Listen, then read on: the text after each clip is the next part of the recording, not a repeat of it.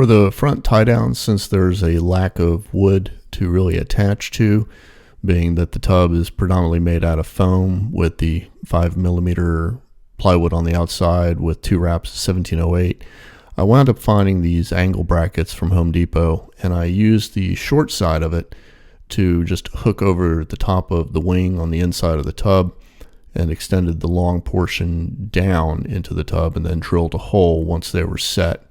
At that point, I just got on the outside and passed the bolts through in order to secure it.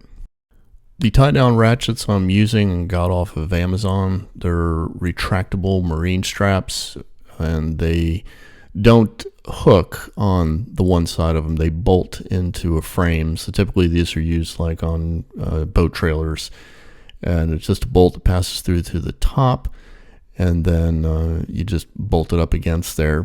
Now, in addition to the strap that I've got on the inside of the tub, I did put 2 metal plates between the strap and the inside of the tub, and then another one on the outside of the tub underneath the ratchet. These are basically just for compression because the inside is foam there and it doesn't have a lot of backing. Basically, that was just to provide a larger surface area for the bolts to compress against. Both of them were tightened down pretty significantly, and it didn't really crush as much as I thought it would. So yeah, that's a win. The tie downs on the rear of the camper, basically those just bolted straight into the 2x4s, which were part of the framing of the wall. And since they were turned sideways, I just basically found the center of them and then drilled holes straight through there and then just mounted them with regular bolts. So if anyone has a particular question to the method to my madness, I'm going to go ahead and explain it here. So on the Tundra, there are 4 tie-down points on the inside of the bed. There's one right here on the inside, just below the tail light. There's another one on the front side, right in the corner of the bed. So this is actually where I do have some knowledge on tie-downs and how things perform. Back in my 20s, I used to drive a tractor trailer, specifically flatbeds, as well as some vans, and I got to learn very, very quickly how to properly strap down loads. So the front straps that are on the camper are basically just inside here, probably about 4 inches from the front, and those straps go straight down, maybe at a slight angle to the tie downs here on the inside of the bed.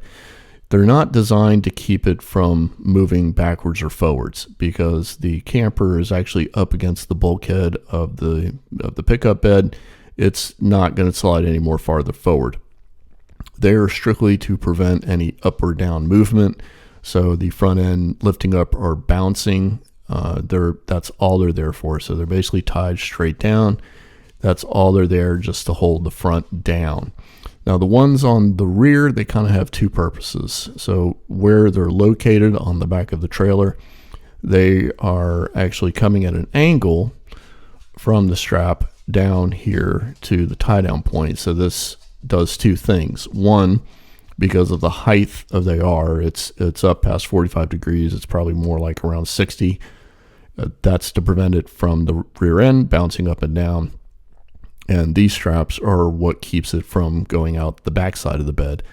So the angle of these and the height of them, since it's on the outside of it going in, it just prevents the camper from sliding out the rear of the truck and to keep the back end from bouncing up or down. So yes, this is actually from real word. Oh my God, I can't speak. Real world explanation here of why I went this route.